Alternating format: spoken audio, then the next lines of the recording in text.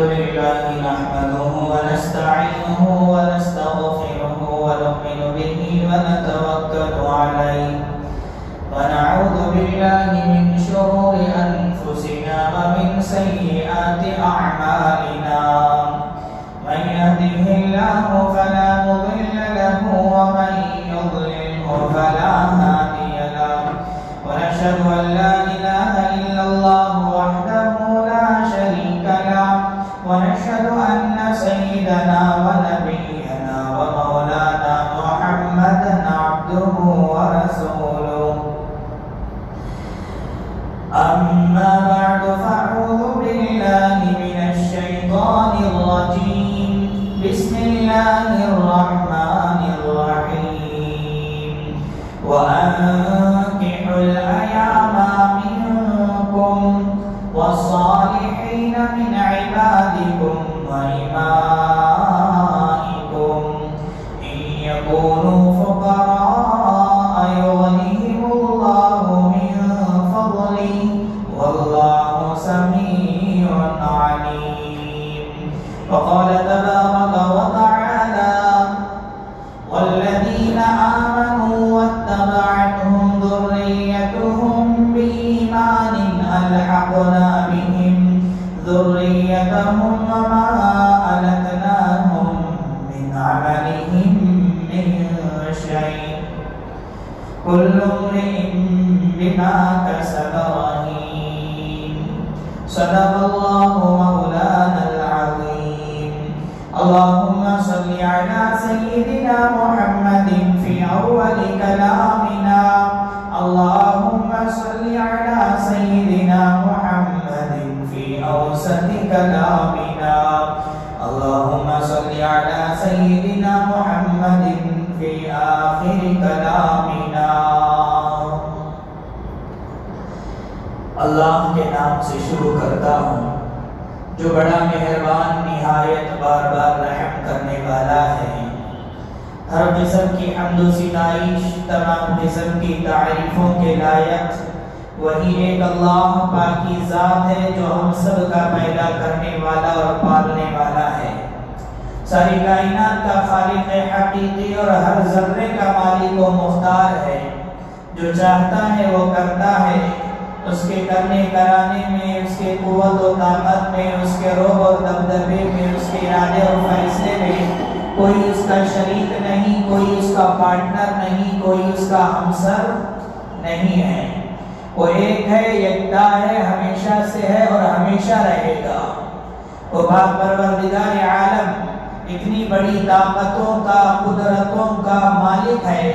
اگر کسی ایک شخص یا خاندان اور قوم و ملت کو عزت دینا چاہے سر بلندی عطا کرنا چاہے کامیابی عطا کرنا چاہے قسم خدا کی دنیا کی کوئی طاقت روک نہیں سکتی بالکل اسی طریقے سے اگر اللہ تبارک و تعالی کسی بندے کی بدعمالیوں کی وجہ سے گناہوں کی وجہ سے معصیتوں کی وجہ سے ذلت کا بربادی کا آفت کا مصیبت کا فیصلہ کر دے قسم خدا کی دنیا کی کوئی طاقت اسے نجات نہیں دلا سکتی درود و سلام نازل ہو میرے اور آپ کے آقا جناب محمد رسول اللہ صلی اللہ علیہ وسلم پر آپ کے آل پر آپ کے ازواج پر آپ کے متبعین پر آپ کے ماننے والوں پر معزز سامعین کرام بزرگان دین نوجوانان ملت میں نے ابھی آپ حضرات کے روبرو سورۃ النور کی ایک آیت تلاوت کی ہے اس آیت کی روشنی میں آج کے خطبے میں اور آنے والے چند خطبوں میں شادی بیاہ اور نکاح کے تعلق سے آپ کے سامنے گفتگو کرنا چاہوں گا اس لیے کہ بہت سارے مسائل ہیں بہت سارے تعلیمات ہیں بہت سارے احکامات ہیں بہت سارے اصلاحات ہیں جو شادی بیاہ اور نکاح سے تعلق رکھتے ہیں انشاءاللہ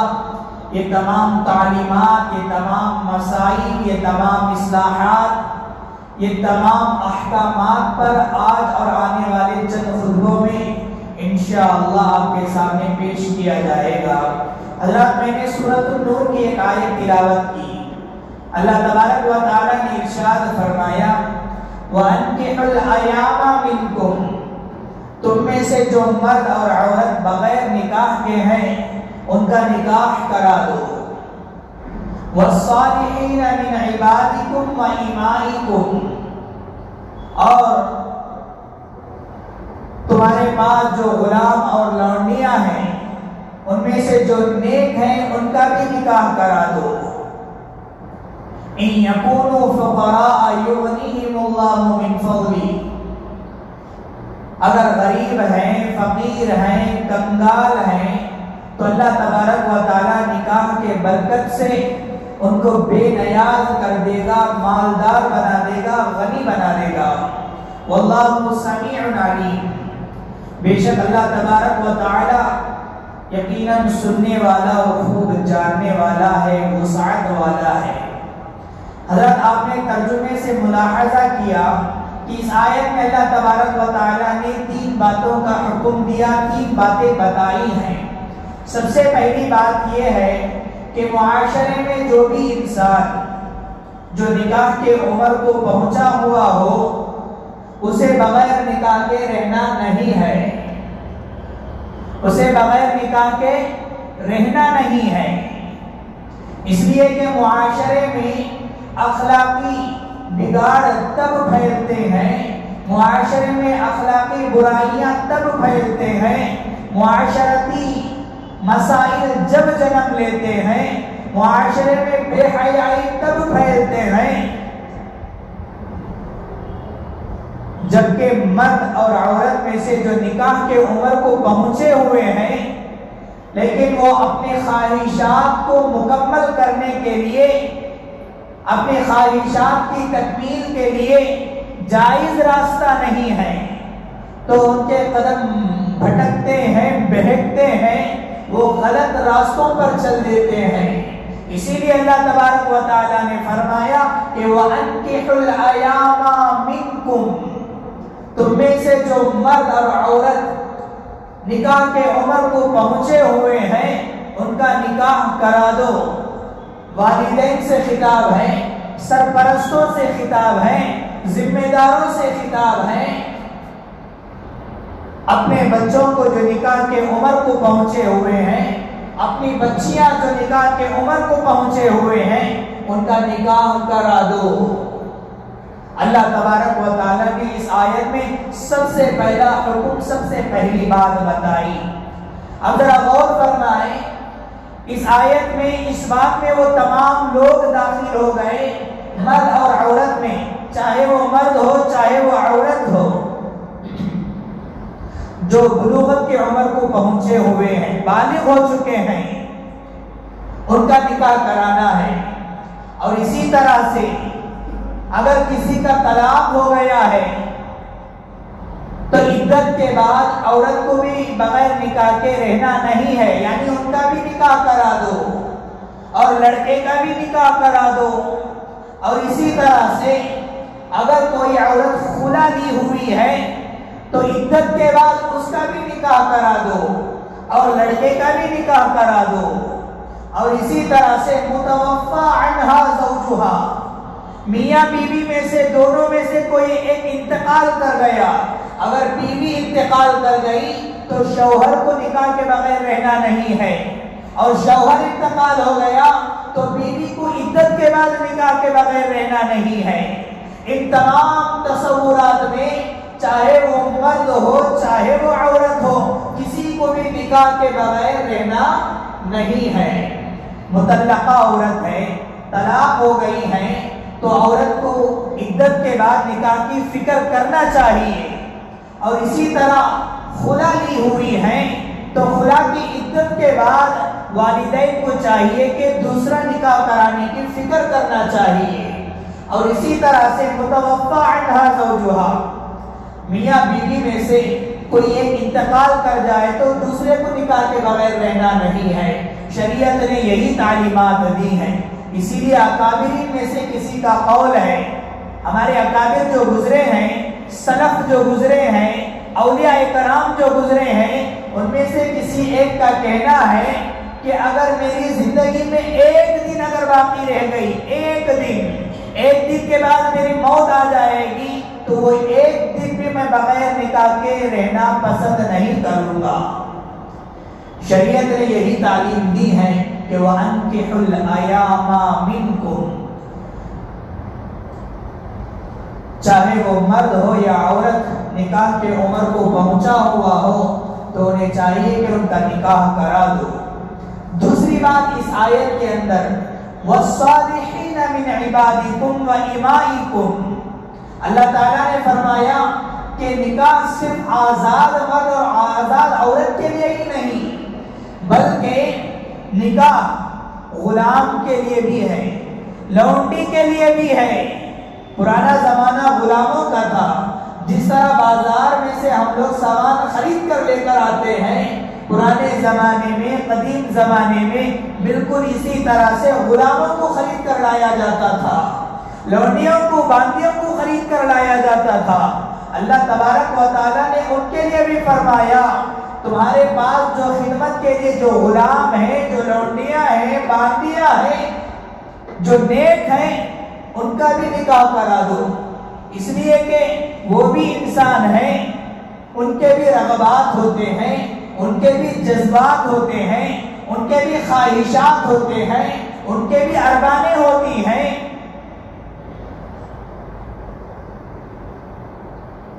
غلام اور لونڈیوں کے ذریعے سے بھی معاشرے میں بگاڑ آ سکتا ہے۔ اگر ان کا نکاح نہیں کرائیں گے تو غلام اور لونڈیوں کے ذریعے بھی معاشرے کے اندر خرابیاں، معاشرتی یعنی اخلاقی بیماریاں پیدا ہو سکتی ہیں۔ اسی لیے اللہ تبارک و تعالیٰ نے فرمایا وَالصَّالِحِينَ مِنْ عِبَادِكُمْ وَإِمَائِكُمْ، تمہارے پاس جو خدمت کے لیے رکھے ہوئے جو غلام ہیں، لونڈیاں ہیں، تمہارے گھروں میں جو خدمت کرنے والے بچیاں ہیں، تمہارے دکانوں میں خدمت کرنے والے جو لڑکے ہیں، جو نکاح کے عمر کو پہنچے ہوئے ہیں، ان کا بھی نکاح کرا دو۔ اور اسی طرح اللہ تبارک و تعالیٰ نے اس آیت کے اندر جو تیسری بات بتائی گئی إِن يَكُونُوا فُقَرَاءَ يُغْنِيهِمُ اللَّهُ مِنْ فَضْلِهِ، اگر وہ غریب ہیں، فقیر ہیں، کنگال ہیں، تو غربت کی وجہ سے نکاح کرنے میں ٹال مٹول مت کرو، یعنی تاخیر مت کرو۔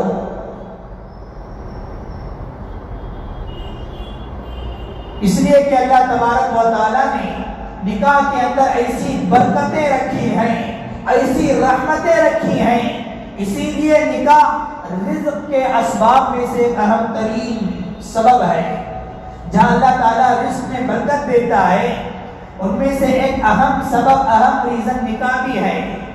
آپ دیکھتے ہیں کہ جیسے ہی نکاح ہو جاتی ہے، نکاح کے بعد اللہ تبارک و تعالیٰ نے آنے والی بیوی کے برکت سے یا ہونے والے اولاد کے برکت سے اللہ تعالیٰ نے والدین کے رزق بڑھا دیتے ہیں۔ ہونے والے اولاد اپنے مقدر کا رزق لے کر آتی ہے دنیا کے اندر۔ والدین غریب ہیں لیکن اولاد ہو گئی، اللہ تعالیٰ نے اولاد کے اندر، اولاد کے لیے جو مقدر کا جو رزق رکھا ہے، اللہ نے اولاد کے ذریعے سے والدین کو مالدار بنا دیتا ہے۔ اسی لیے ہم لوگوں کو چاہیے کہ اپنے بچوں کے نکاح کرانے میں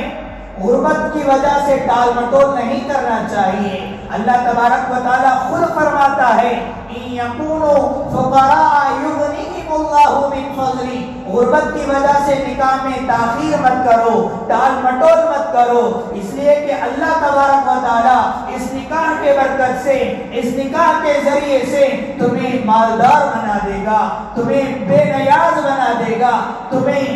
اور بھی مال عطا کرے گا، وسعت عطا کرے گا۔ واللہ سمیع علیم، اللہ تبارک و تعالی وسعت والا ہے، سننے والا ہے اور خوب جاننے والا ہے۔ حضرات، شریعت میں رشتہ زوجیت یعنی نکاح اللہ تبارک و تعالی کا حکم ہے۔ نکاح جو ہے اللہ تبارک و تعالی کا حکم ہے اور پیارے نبی صلی اللہ علیہ وسلم کی سنت ہے۔ اور فطرت انسانی کا تقاضا بھی ہے، جیسے انسان کو اور ضرورتیں پیش آتی ہیں اور ضرورتیں ہوتی ہیں، جیسا بھوک لگتی ہے تو کھانا کھاتا ہے، بالکل اسی طریقے سے انسان کو ایک عمر کے مرحلے کے بعد خواہشیں پیدا ہو جاتی ہیں، ارمانیں پیدا ہو جاتی ہیں، جذبات پیدا ہو جاتے ہیں۔ اسی لیے اللہ تبارک و تعالیٰ نے کہا قرآن مجید کے اندر وَمِنْ آيَاتِهِ أَنْ خَلَقَ لَكُم مِّنْ أَنفُسِكُمْ أَزْوَاجًا لِتَسْكُنُوا إِلَيْهَا۔ انسان ایک عمر کے مرحلے کے بعد جو ضرورتیں محسوس کرتا ہے، جو خواہشات محسوس کرتا ہے، اس خواہشات کو جائز طریقے سے تکمیل کرنے کے لیے اللہ تبارک و تعالیٰ نے نکاح جیسے عظیم چیز کو بنایا ہے۔ پیارے نبی صلی اللہ علیہ وسلم نے فرمایا النکاح من سنتی، نکاح سنت ہے، میری سنت میں سے ہے۔ اسی لیے پیارے نبی صلی اللہ علیہ وسلم نے ارشاد فرمایا، اللہ تبارک و تعالیٰ پہلے فرماتا ہے کہ نکاح ایک ایسی چیز ہے کہ صرف یہ دنیا کے محدود تک نہیں ہے، بلکہ یہ رشتہ جنت تک چلنے والا رشتہ ہے، یہ رشتہ جنت تک چلنے والا ہے۔ اللہ تبارک و تعالیٰ نے قرآن مجید میں جو فرمایا وَمِنْ آيَاتِهِ أَنْ خَلَقَ لَكُم مِّنْ أَنفُسِكُمْ أَزْوَاجًا لِتَسْكُنُوا إِلَيْهَا، مرد کے لیے جب ایک مرحلے کے بعد جب وہ خواہشات کو محسوس کرتا ہے، ضرورت کو محسوس کرتا ہے، اللہ تبارک و تعالیٰ نے نکاح جیسے عظیم چیز کو بنا کر فرمایا نکاح کر لو، جائز طریقے سے اپنی خواہشات کو مکمل کرو، جائز طریقے سے اپنے ارمانوں کو مکمل کرو۔ اللہ تعالیٰ نے فرمایا کہ وَمِنْ آيَاتِهِ أَنْ خَلَقَ لَكُمْ، اللہ کی نشانیوں میں سے ایک اہم ترین نشانی یہ ہے کہ اللہ تعالیٰ نے تم ہی میں سے تمہارے بیویوں کو پیدا کیا۔ کیوں پیدا کیا؟ لِتَسْكُنُوا إِلَيْهَا، تاکہ تم اس سے سکون حاصل کرو، تاکہ تم اس سے راحت محسوس کرو، تاکہ تم اس سے آرام طلب کرو۔ اللہ تعالیٰ نے میاں بیوی کے درمیان میں سکون بھی رکھا ہے، راحت بھی رکھا ہے، پیار بھی رکھا ہے، مودت بھی رکھا ہے، الفت بھی رکھا ہے۔ ہاں، یہ سکون صرف بیوی کے اندر نہیں، اللہ تعالیٰ نے شوہر کے اندر بھی رکھا ہے۔ ہم لوگ جب آیت کا ترجمہ سنتے ہیں تو سوچتے ہیں کہ اللہ تعالیٰ نے بیوی کے اندر سکون رکھا ہے، اللہ نے بیوی کو بنایا ہے سکون کے لیے۔ ہم بھی بیوی کے لیے جب سکون بنیں گے تو اس وقت میں بیویاں بھی ہمارے لیے سکون بنے گی۔ ایسا نہیں ہے کہ بیوی صرف ہمارے لیے سکون ہے، ہم بھی بیویوں کے لیے سکون بنے، دونوں طرفیں سے، دونوں جانب سے سکون کا سبب بننا چاہیے۔ جب جا کر ہم لوگوں کو سکون ملے گی، راحت ملے گی، آرام ملے گی۔ شوہر ہے، ظالم ہے، بیوی پر ظلم کرتا ہے اور یہ سوچتا ہے اور یہ چاہتا ہے کہ میری بیوی میرے لیے سکون کا سبب بنے، لیکن اس کے جانب سے ذرہ برابر بھی بیوی کے لیے اگر سکون نہیں ملتا، ایسا نہیں چلے گا۔ اللہ تعالیٰ نے جو قرآن مجید میں فرمایا وَمِنْ آيَاتِهِ أَنْ خَلَقَ لَكُم مِّنْ أَنفُسِكُمْ أَزْوَاجًا لِتَسْكُنُوا إِلَيْهَا، دونوں جانب سے سکون کا سبب بننا چاہیے۔ شوہر بیوی کے لیے سکون کا سبب بنے، بیوی شوہر کے لیے سکون کا سبب بنے، جب جا کر زندگی خوبصورت گزرے گی، سکون کے ساتھ گزرے گی۔ اللہ تعالیٰ نے بیوی کے لیے شوہر کے اندر سامان تسکین رکھا ہے، سکون کا سبب رکھا ہے۔ حضرات، بہت سارے مسائل ہیں، بہت سارے باتیں ہیں۔ یہ رشتہ زوجیت اللہ تبارک و تعالیٰ نے جو بنایا ہے، ایسا نہیں ہے کہ اللہ تبارک و تعالیٰ نے جو میاں بیوی کا جو رشتہ بنایا ہے، اس روئے زمین میں سب سے پہلا رشتہ ہے میاں بیوی کا رشتہ ہے۔ اس زمین میں آنے سے پہلے حضرت آدم علیہ السلام سب سے پہلے انسان ہیں، دوسرے انسان حضرت حوا علیہ السلام ہیں۔ ان دونوں کے درمیان میں کیا رشتہ داری تھی؟ یہی رشتہ داری تھی، رشتے زوجیت تھی، میاں بیوی کی رشتہ داری تھی۔ اس کے بعد ہی سے تمام رشتہ داریاں وجود میں آئی۔ اسی لیے کہا کہ میاں بیوی کا جو رشتہ ہے ایک درخت کے مانند ہے، درخت کے جڑ کے مانند ہے۔ درخت کا جڑ جتنا مضبوط ہوگا وہ درخت اتنا ہی ثمر آور ہوگا، پھلدار ہوگا۔ اسی طرح میاں بیوی کے درمیان جس طرح رشتہ مضبوط ہوگا اس طرح سکون کے ساتھ زندگی گزرے گی، راحت کے ساتھ زندگی گزرے گی۔ حضرات، یہ جو رشتہ زوجیت ہے رہتی دنیا تک کے لیے نہیں ہے، یہ رہتی دنیا تک کے لیے نہیں ہے، بلکہ یہ جنت تک چلنے والا رشتہ ہے، جنت الفردوس تک چلنے والا رشتہ ہے۔ اللہ تبارک و تعالی نے سورۃ الطور کے اندر ارشاد فرمایا والذین آمنوا واتبعتهم ذریتهم بإیمان الحقنا بهم ذریتهم وما علتناهم من عملهم من شیء۔ جب لوگ جنت میں داخل ہو جائیں گے، اگر والدین بھی جنت میں داخل ہو گئے، بچے بھی جنت میں داخل ہو گئے، اگر والدین جنت کے اعلیٰ درجے میں ہیں، اولاد اپنی نیکیوں کے کمی کی وجہ سے جنت کے ادنا درجے میں ہیں، تو اللہ تبارک و تعالی اپنے فضل و کرم سے بچوں کو والدین کے درجات تک پہنچا دے گا، بچوں کو، ذریت کو اپنے والدین کے درجے تک پہنچا دے گا۔ کیوں؟ تاکہ وہ فیملی کی طرح ایک خوشی محسوس کرے۔ اللہ تعالیٰ نے یہ ساری باتیں سورۃ الطور کے اندر بیان فرمایا ہے۔ عرض کرنا یہ ہے کہ یہ جو رشتہ زوجیت ہے، میاں بیوی کا جو رشتہ ہے، ظاہری طور پر موت کی وجہ سے دنیا کے اندر تو ختم ہو جاتی ہے، لیکن آخرت تک چلنے والا رشتہ ہے۔ اسی لیے ایک مرتبہ کا واقعہ ہے،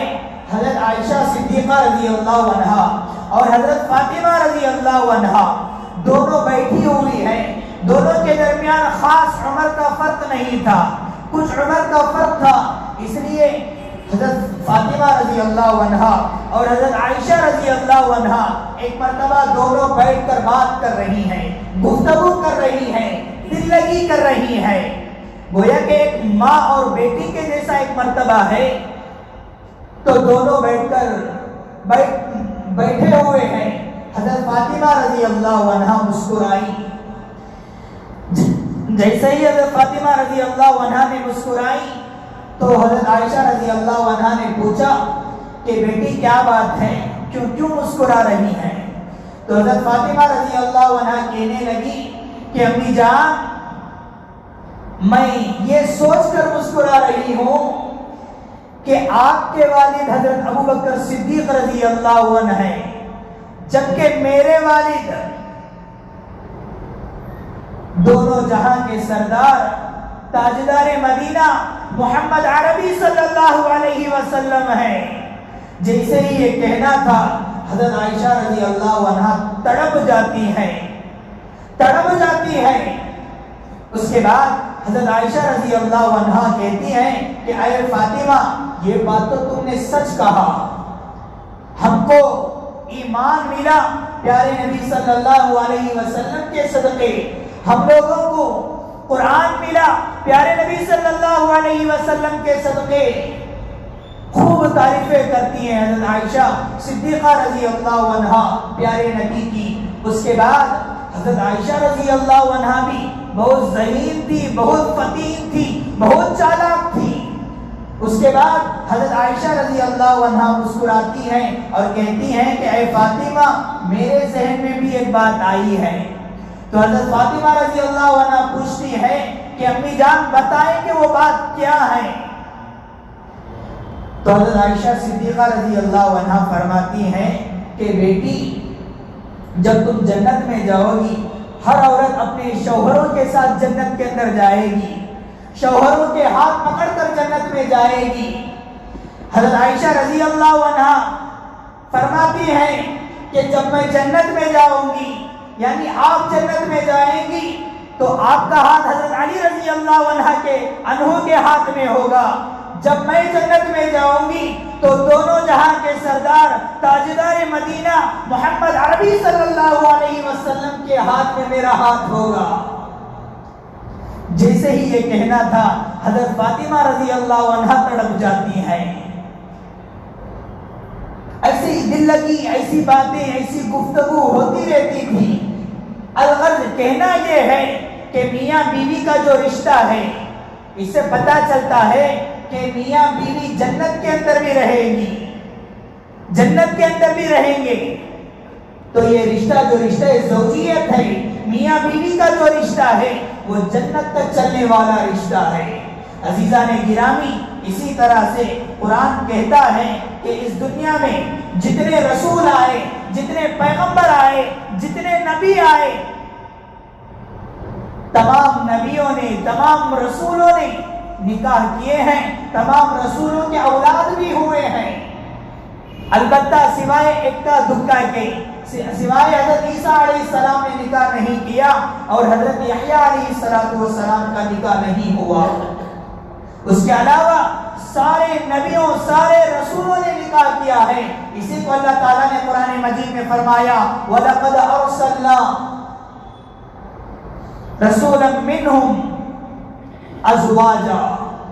تمام رسولوں نے نکاح کیا ہے، تمام رسولوں کے اولاد ہوئی ہیں۔ البتہ آپ دیکھیں ہمارے نبی حضرت محمد صلی اللہ علیہ وسلم نے خود 11 نکاح کیے ہیں، ان کے بھی اولاد ہوئے ہیں۔ اسی لیے ہم لوگوں کو چاہیے کہ نکاح بہت ہی عظیم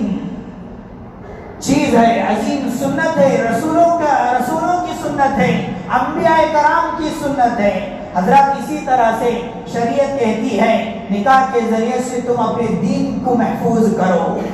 نکاح کے ذریعے سے تم اپنے اخلاق کی حفاظت کرو، نکاح کے ذریعے سے تم اپنے کیریکٹر کی حفاظت کرو، نکاح کے ذریعے سے تم اپنے کردار کی حفاظت کرو، نکاح کے ذریعے سے تم اپنے نظروں کی حفاظت کرو، نکاح کے ذریعے سے تم اپنے خیالات کی حفاظت کرو، نکاح کے ذریعے سے تم اپنے قدم کی حفاظت کرو۔ جو آدمی، جو لڑکا، جو نوجوان لڑکے اور لڑکیاں نکاح کے عمر کو پہنچے ہوئے ہیں لیکن نکاح نہیں کیے، وہ اپنے اخلاق کی حفاظت نہیں کر سکتا، نکاح کے بغیر اپنے کیریکٹر کی حفاظت نہیں کر سکتا، نکاح کے بغیر اپنے کردار کی حفاظت نہیں کر سکتا، اپنے نظروں کی حفاظت نہیں کر سکتا، اپنے خیالات کی حفاظت نہیں کر سکتا۔ اسی لیے شریعت کہتی ہے جو آدمی نکاح کرتا ہے اس نے آدھے دین کو مکمل کر دیا، بقیہ دین کو مکمل کرنے کی اسے محنت کرنی چاہیے، کوشش کرنی چاہیے۔ اسی لیے قرآن کہتا ہے، پیارے نبی صلی اللہ علیہ وسلم نے فرمایا جب نکاح کے بعد ایک مرد اپنے ارمانوں کو، اپنے خواہشات کو مکمل کرتا ہے، یعنی اپنی ضرورتوں کو مکمل کرتا ہے، ایسا نہیں ہے کہ صرف وہ ایک دنیاوی کام کرتا ہے، صرف وہ اپنی خواہشات کو مکمل کرتا ہے، ایسا نہیں ہے، بلکہ جب بھی شوہر اپنی بیوی سے جنسی تعلقات کرتا ہے، جب بھی اپنی ضرورتوں کو پورا کرتا ہے، اللہ تبارک و تعالیٰ اس پر بھی اس کو اجر و ثواب عطا کرتے ہیں، اس پر بھی اس کو اجر و ثواب عطا کرتے ہیں۔ صحابہ کرام رضوان اللہ علیہ مجمعین نے تعجب سے اللہ کے نبی سے پوچھتے ہیں، یا رسول اللہ کیا ہم اپنی جنسی خواہشات کو پورا کریں گے، اس پر بھی ہم لوگوں کو اجر و ثواب ملتا ہے کیا؟ تو اللہ کے نبی نے فرمایا کہ ہاں ضرور ملتا ہے۔ پھر اللہ کے نبی نے فرمایا اگر وہی خواہشات، وہی جذبات، وہی ارمانیں اگر نکاح کے بغیر اگر کیا جائے تو گناہ ہوگا کہ یا نہیں؟ تو صحابہ اکرام نے فرمایا کہ ہاں ضرور گناہ ہوگا۔ نکاح کے بغیر جو آدمی اپنی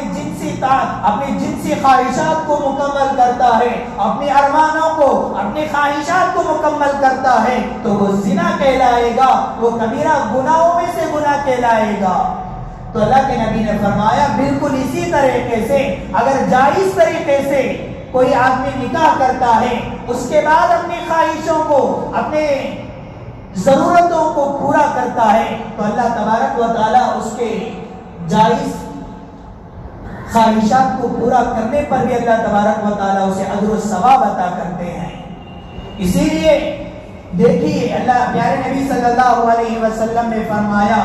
جب نکاح ہونے کے بعد ایک آدمی، ایک انسان، ایک لڑکا ایک شوہر بن کر جب وہ تجارت کرتا ہے، بزنس کرتا ہے، دھوپ میں خون پسینہ بہاتا ہے، کس لیے بہاتا ہے؟ پیٹ پالنا ہے، کھانا ہے، بیوی کو کھلانا ہے، اولاد کو کھلانا ہے۔ ایسا نہیں ہے کہ صرف ایک دنیاوی کام کر رہا ہے، بلکہ بیوی بچوں کو پالنا ہے، بیوی بچوں کے جائز مقاصد کو پورا کرنا ہے۔ دن کے 8 گھنٹے کام کرنے پڑتے ہیں، صبح سویرے نکلنا پڑتا ہے کام کے لیے، 8 گھنٹے ڈیوٹی کرنا پڑتا ہے۔ کیوں؟ اس لیے کہ بیوی بچوں کو پالنا ہے، کھلانا ہے، پلانا ہے، پہنانا ہے۔ اس پر بھی اللہ تبارک و تعالیٰ نے اجر و ثواب دیتا ہے۔ اسی لیے کہتے ہیں کہ اگر کام کرنے کی جگہ میں 8 گھنٹے ڈیوٹی کرنا ہے، اگر کمپنی کہتی ہے کہ 8 گھنٹے کے بجائے 12 گھنٹے اگر کام کرے گا تو 8 گھنٹے میں جتنا تجھے تنخواہ ملتی ہے، تجھے جتنا پیمنٹ ملتا ہے، 12 گھنٹے کام کرنے پر تجھے اور بھی زیادہ پیمنٹ ملے گا۔ تو ایک انسان اپنی بیوی بچوں کو پالنے کے لیے وہ اوور ٹیک کام کرتا ہے، تو جتنا بھی وہ کام 8 گھنٹے سے زائد کام کرے گا وہ عبادت کرنے میں شامل ہے، عبادت کرنے کے برابر ہے۔ اسی لیے پیارے نبی صلی اللہ علیہ وسلم نے فرمایا الدینار انفقتہ فی سبیل اللہ، الدینار انفقتہ فی سبیل اللہ ودینار آتقتہ رقبہ ودینار انفقتہ علی مسکین ودینار انفقتہ علی اہلک۔ پیارے نبی نے ارشاد فرمایا تو وہ دینار جو تم اللہ کے راستے میں خرچ کرتے ہو، وہ دینار جو تم ایک غلام کو آزاد کرنے کے لیے تم خرچ کرتے ہو، وہ دینار جو تم ایک کسی فقیر کو دینے کے لیے تم خرچ کرتے ہو، اور ایک وہ دینار جو تم اپنے بیوی بچوں کے لیے خرچ کرتے ہو، الدینار الذی انفقتہ علی اہلک افضلها علی اہلک۔ پیارے نبی نے ارشاد فرمایا یہ 5 دیناروں میں سے سب سے افضل دینار جو اپنے بیوی بچوں کے لیے جو خرچ کرتا ہے وہ دینار ہے، وہ دینار ہے۔ اسی لیے ہم لوگوں کو چاہیے کہ نکاح ایک عظیم سنت ہے، نکاح کے ذریعے سے اللہ تبارک و تعالی انسان کو مالدار بنا دیتا ہے، نکاح کے ذریعے سے اللہ تبارک و تعالی رزق میں برکتیں عطا کر دیتا ہے، رزق میں وسعتیں عطا کر دیتا ہے۔ اسی لیے ہم لوگوں کو چاہیے نکاح کرنے میں جلد سے جلد کرنا چاہیے، خواہ نکاح کو ٹال مٹول کرنا، خواہ نکاح میں تاخیر کرنا یہ اچھی بات نہیں ہے۔ نکاح میں تاخیر کرنا جس کے ذریعے سے معاشرے میں بہت سارے خرابیاں پیدا ہو جاتی ہیں، اخلاقی امراض پیدا ہو جاتے ہیں، معاشرتی مسائل جنم لیتی ہے، معاشرے میں بے حیائی عام ہو جاتی ہے۔ اس لیے ہم لوگوں کو چاہیے کہ والدین کو چاہیے کہ سرپرستوں کو چاہیے کہ ذمہ داروں کو چاہیے کہ وہ اپنے بچوں کو جلد سے جلد نکاح کرانے کی کوشش کرنا چاہیے۔ بہت سارے مسائل ہیں، بہت سارے احکامات ہیں، بہت سارے اصلاحات ہیں، انشاءاللہ آنے والے کئی جمعوں میں آپ کے سامنے نکاح کے تعلق سے، شادی بیاہ کے تعلق سے، جیسا کہ مہر ہے، شادی بیاہ میں خرچ کرنے کے تعلق ہے، ولیمے کے تعلق ہے، اور اسی طرح جہیز کے تعلق ہے، بہت ساری باتیں آپ کے سامنے کرنا ہے۔ اس لیے تمام حضرات سے گزارش ہے کہ ہر جمعہ جلد سے جلد آنے کی کوشش کریں، اس لیے کہ اگر آپ حضرات تاخیر سے آتے ہیں تو ہمیں بیان کو تھوڑا اور بھی بڑھا کر وقت لینا پڑتا ہے، اس لیے کہ جس طبقے کو ہم لوگ مخاطب ہوتے ہیں وہ طبقہ آتا ہے بہت آخر میں، جن لوگوں سے ہمیں مخاطب ہونا ہوتا ہے وہ طبقہ وہ نوجوان، وہ جنریشن آتی ہے آخر میں، اس لیے ہم لوگوں کو 5 منٹ آپ کا وقت مزید لے لینا پڑتا ہے، اس لیے اس کے بعد ایسا نہیں ہوگا۔ 1 بجے شروع ہو کر بیان 35 منٹ میں ختم ہو جائے گا، اس کے بعد سنت کے لیے وقفہ اور عربی خطبہ اور نماز انشاءاللہ اختتام پر پہنچ جائے گا۔ اس کے بعد آپ حضرات اگر جماعت نہیں ملے گی تو آپ شکایت نہیں کیجیے گا، اس سے پہلے آپ کو یہ بات آپ تک پہنچا دے رہے ہیں۔ اس لیے تمام حضرات سے گزارش ہے کہ جمعے میں ایک دن ایسا وقت ہے کہ پوری امت کو صحیح راستے پر لانے کے لیے، پوری امت کو صحیح تعلیمات بتانے کے لیے، قال اللہ قال رسول کی بات بتانے کے لیے صرف ایک ہی راستہ بچ چکا ہے، وہ ہے جمعے کا خطبہ، وہ ہے جمعے کا بیان۔ اس لیے تمام حضرات سے ادباً گزارش ہے کہ ہر جمعہ وقت مقررہ پر آنے کی کوشش کریں۔ اللہ تبارک و تعالی